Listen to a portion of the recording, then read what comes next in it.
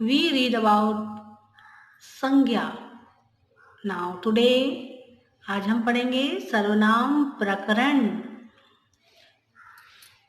तो चलिए सबसे पहले हम सर्वनाम की परिभाषा देखते हैं. जिन शब्दों का प्रयोग संज्ञा के साथ विशेषण के रूप में किया जाता है अथवा जो संज्ञा के स्थान पर अकेले भी प्रयोग किए जाते हैं उन्हें सर्वनाम कहते हैं. जैसे उदाहरण के लिए सुरेश नवमी कक्षायाः छात्रः अस्ति. सुरेश नवमी कक्षा का छात्र है. सुरेशः प्रतिदिनं विद्यालयं गच्छति. सुरेश प्रतिदिन विद्यालय जाता है. सुरेशः परिश्रमेण अध्ययनं करोति. सुरेश परिश्रम पूर्वक अध्ययन करता है. सुरेश भोपाल नगरे निवसति. सुरेश जो है वो भोपाल नगर में निवास करता है. सुरेशस्य पिता एकः कृषकः अस्ति. सुरेश के पिता एक कृषक हैं, किसान हैं. पिता सुरेशाय उपहारम अददात. पिता ने सुरेश को उपहार दिया. तो फिर दूसरा उदाहरण हम देखते हैं. सुरेशः नवमी कक्षायाः छात्रः अस्ति. तो हम जैसे हमने एक बार सुरेश कह दिया तो हमको बार बार सुरेश सुरेश करने की आवश्यकता नहीं है. उसको हम इस तरह से भी कह सकते हैं कि सुरेश नवमी कक्षायाः छात्रः अस्ति. सः प्रतिदिनं विद्यालयं गच्छति. सः परिश्रमेण अध्ययनं करोति. सः भोपालनगरे निवसति. तस्य पिता एकः कृषकः अस्ति.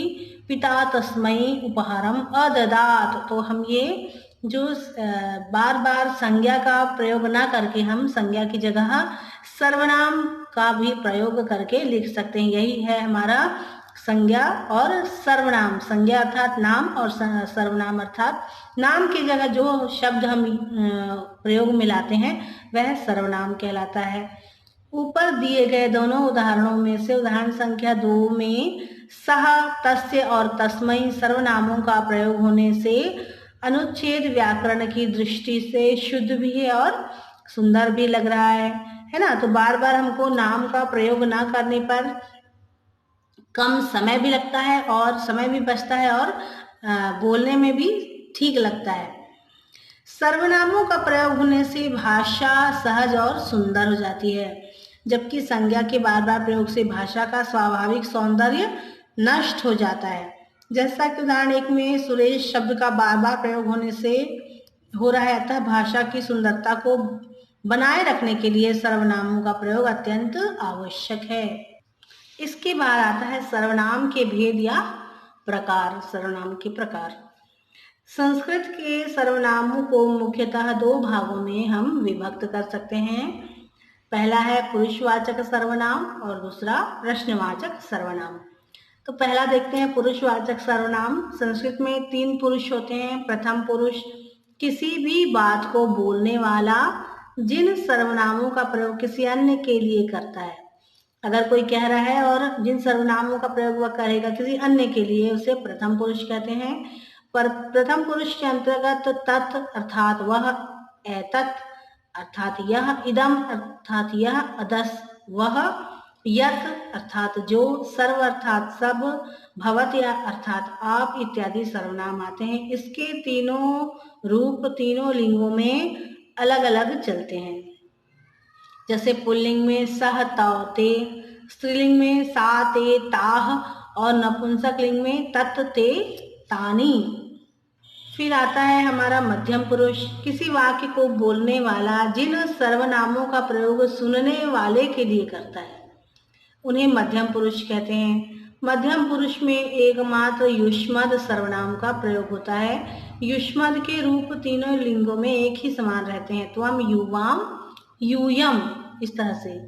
फिर है उत्तम पुरुष. किसी वाक्य को बोलने वाला जिन सर्वनामों का प्रयोग स्वयं अपने लिए करता है उन्हें उत्तम पुरुष कहते हैं. उत्तम पुरुष में भी एकमात्र अस्मद सर्वनाम का प्रयोग होता है, जैसे अहम, आवाम और वयम. इसके बाद है प्रश्नवाचक सर्वनाम. प्रश्न पूछने के लिए जिन सर्वनामों का प्रयोग किया जाता है उन्हें प्रश्नवाचक सर्वनाम कहा जाता है. प्रश्नवाचक सर्वनाम के लिए संस्कृत में किम सर्वनाम का प्रयोग किया जाता है। किम सर्वनाम के रूप संस्कृत में तीनों लिंगों में अलग अलग चलते हैं। जैसे पुल्लिंग में का, कह, कौ, के, स्त्रीलिंग में का, के, काह और नपुंसक लिंग में किम, के, कानी। तो स्टूडेंट्स आज के लिए इतना ही। अपनी अगली क्लास में हम सर्वनाम के और भी भेदों को आगे हम उनका विस्तार से वर्णन करेंगे।